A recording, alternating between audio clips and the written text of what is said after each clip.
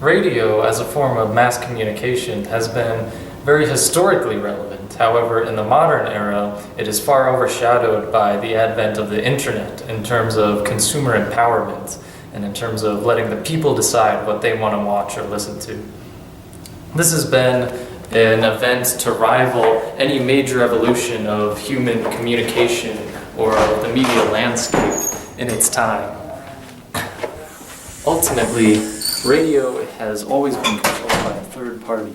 People have been forced to listen to what other people want them to listen to.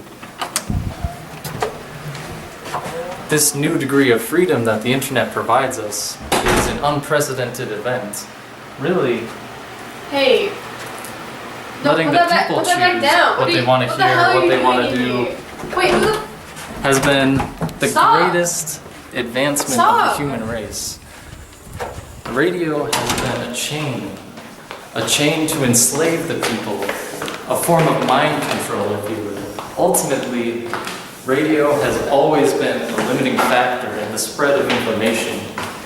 This dissemination of information has been increased tenfold by the time that the internet came into play, where people using the internet now have free access to an unlimited flow of data. The most purest and most immediate form of communication is wireless communication. People with computers are able to contact people with phones instantaneously. People can choose what they want to see instantaneously. This immediate transfer of information is something that has never before been possible. Radio has always been a central core, a central dissemination of information that has always limited the consumer.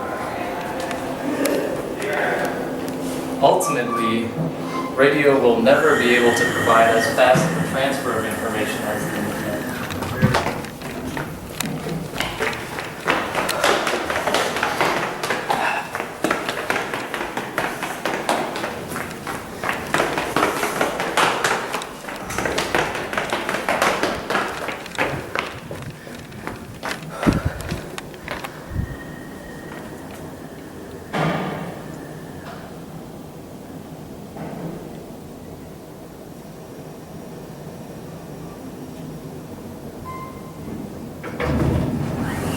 If one were to imagine a form of communication as rapid as radio, as rapid as the internet, comparing the two and superimposing them upon each other, ultimately what one would find is that this speed of information flow and this unlimited, unstructured consuming of this information leads to many adverse effects.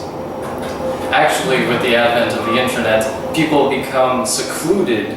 They decide to only focus and listen to things that they want and choose to. While this may seem like a good thing, people will listen to the things that they want to listen to, people will watch the things that they want to watch.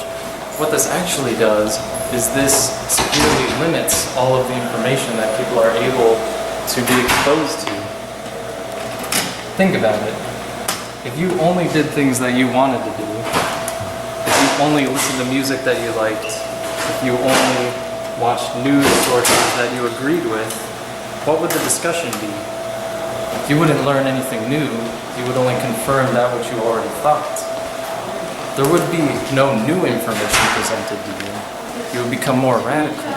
You wouldn't be able to understand opposing viewpoints. You would simply reject them based off of your immediate gut reaction. As forms of communication increase in their speed, increase in their immediacy, people find themselves at a turning point of social evolution. People will either succumb to the easy path, only listening to things that they enjoy, only accepting information as it appeals to them, or they will continue upon the hard path, and they will reach out to find sources of information they disagree with and still respect them and consume them, still take them into consideration.